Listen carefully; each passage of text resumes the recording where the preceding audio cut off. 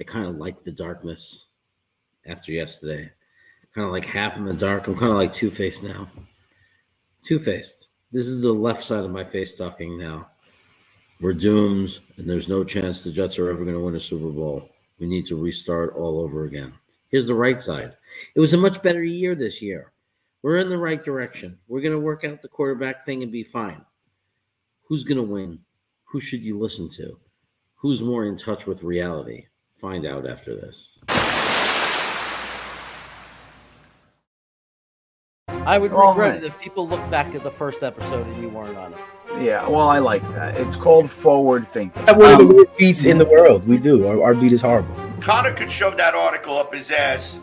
And then I went to that game and I was like, this is the greatest team I've ever seen in my life. I'm a Jet fan. This is going to be the greatest run ever. Yeah. No, because if they take Ekwonu, I'm not complaining. Joe Douglas is the king of keeping shit close to the vest. A 2, a 4, and a 6 for Darnold? Did the Jets really ruin Sam Darnold? Or did Sam Darnold just suck all along and we were just trying to talk ourselves into it? And Hamilton is a player who can potentially make a very big impact. And suddenly here we are today, you can't get rid of him. Right, it's like a plague. Joe Douglas was hired because he's not those general managers. Okay, Luscious. Somebody is going to fall just like Elijah Moore did, just like Michael Carter did. You know, what would, if you had one sentence to say to Joe Douglas, what would you say? So you would say, you had me at hello, and then give him a big old wet one right on the smack.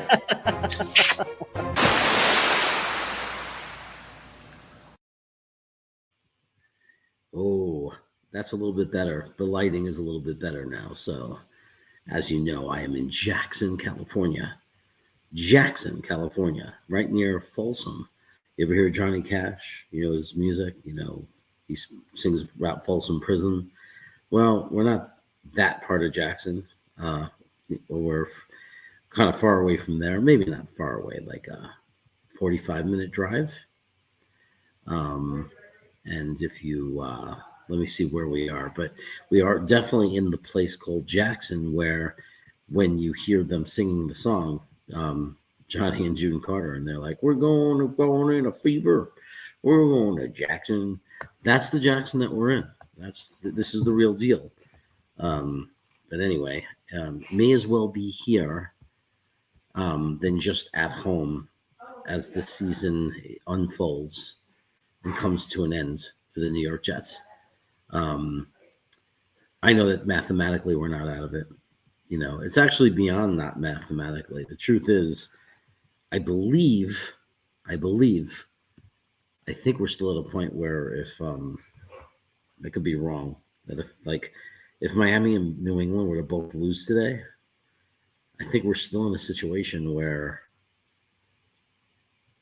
we can win. No, Jacksonville wins both games and they take the spot from us. So it's getting harder and harder. It's mathematically becoming almost impossible. I guess we could root for a win in Seattle so we can get back to 500.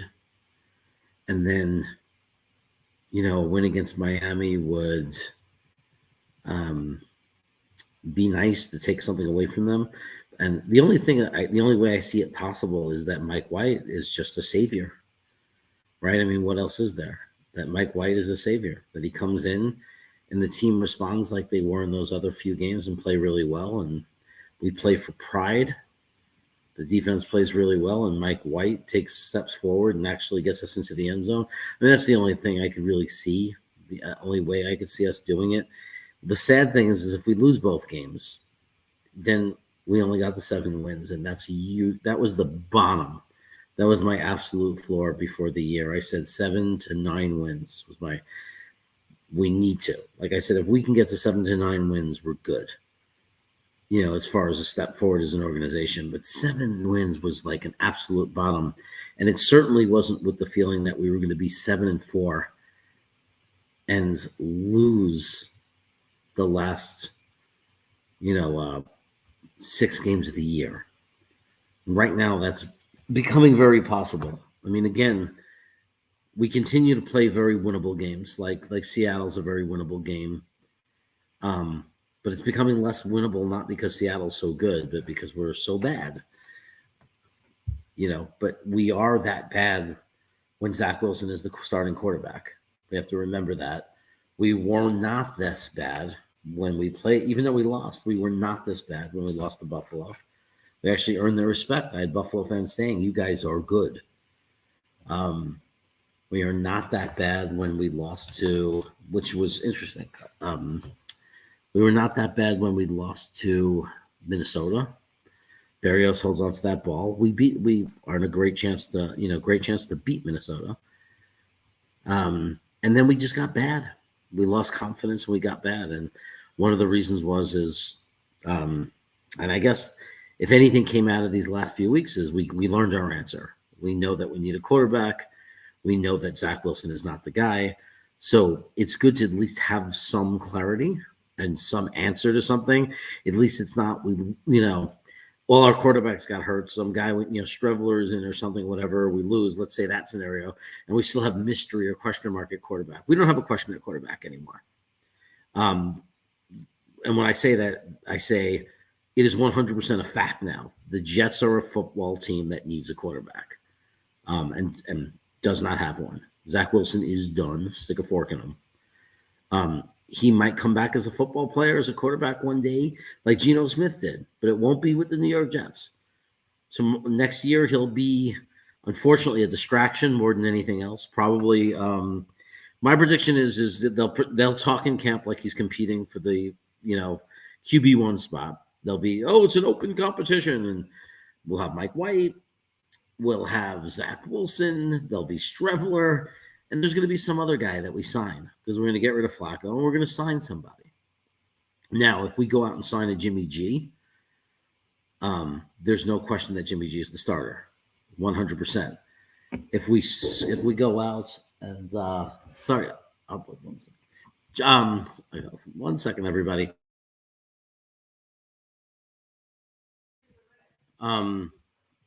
Can you, okay, sorry about that. Somebody's knocking on my door. Out front, that way, wrong way. So anyway, sorry about the interruption. Now I lost my train of thought. So this is what we're looking at. We're looking at most likely, if you get a guy like Derek Carr, which I doubt because financially it doesn't work into our plans. So I don't see Derek Carr being a realistic situation. Jimmy G is a possibility. He'd be a late addition, I think, if nobody else was interested in him. Maybe we can get him an affordable price that we can make work. More than likely, you're talking about like a Gary Minshew. And you have like a Zach Wilson, Gary Minshew, Mike White quarterback competition, which I'm telling you right now, Zach Wilson has no chance of winning. But they'll say that he does. It'll be spun as a competition that Zach Wilson is in. The more likely thing is whoever wins that competition, Zach Wilson will be not dressed maybe if there's an injury, he'll be dressed, but he would be an inactive player probably the whole season if given, that's how I see it. I don't think he could really truly compete. I don't think that that's my opinion. I just don't think that they're going to really seriously consider Zach Wilson to be the quarterback for our team anymore. I think those days are long gone. I think one of the reasons is that Robert Saleh said, while we won't give up on a player while they're in a Jets uniform, we will play the best player. And I think that was basically now officially saying we'll play the best player, meaning Zach Wilson would have to be the best player in order for him to be the one to get the start. And I just don't see that being a possibility because Zach Wilson's not an NFL player. He's what you call a bust. Sorry, Chaos, about that second benching.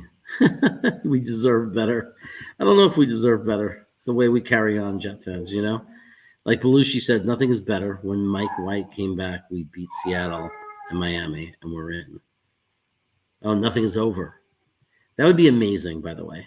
If Mike White comes back and we win both games and get in the playoffs, that would be amazing.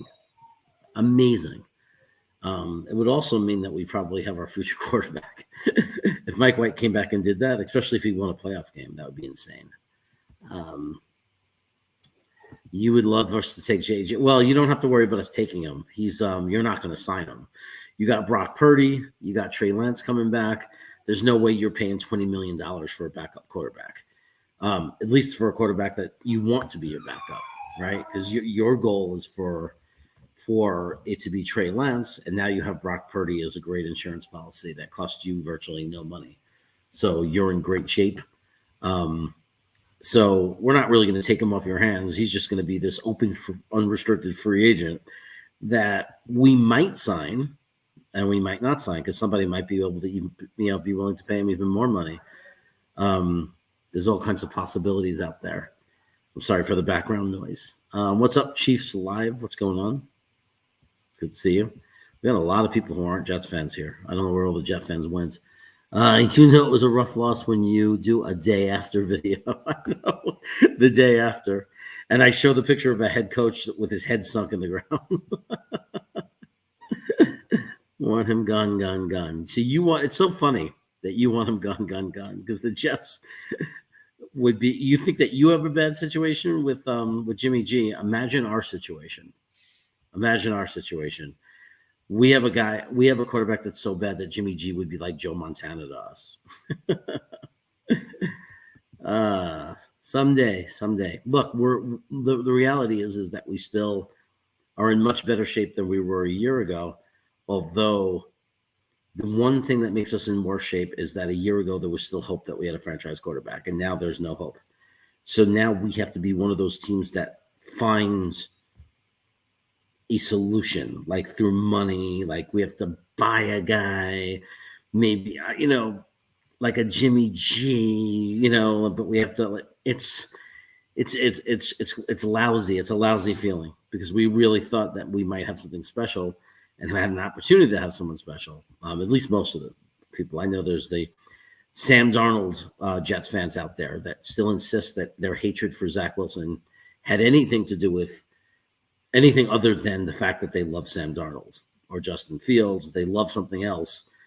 They pretend that they knew it wasn't going to be Zach Wilson, but the reality was they just were being little children because they wanted their way with something else. So instead of saying Zach Wilson, I knew all along was going to be bad, say the truth. Say, I like Sam Darnold better, because the truth is we wouldn't have been any worse off if we kept Sam Darnold. We'd probably be in better position now because who knows what we would have done with all those picks. And obviously we'd be in better position if we took Justin Fields, whether he works out or not. Just his running ability would have been much better for us. Question, is there a scenario where no change happens to the Jets quarterback room this offseason? I can't imagine it. The only scenario that I can imagine, there's going to be a change because Joe Flacco's gone.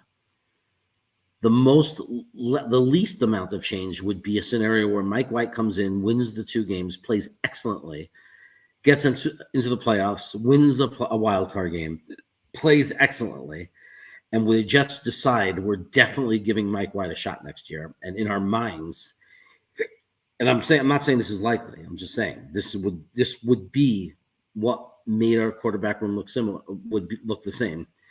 And then what you'd have is a situation where maybe Zach Wilson is, obviously we're stuck with him.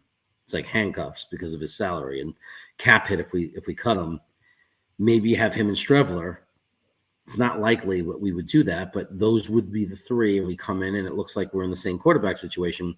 But I do believe that won't be the case. I still think that even if we bring in, if Mike White was the guy and we decided Mike White's our starting quarterback, I still believe we bring in a Gary Minshew, a Terry Bridgewater, a Rush, that guy from Dallas, like some kind of quarterback that can compete and be there just in case. But if you're asking me this question, that's the only scenario where I could see the quarterback room being the same. Is that Mike White just comes in and balls out and makes a miracle for us.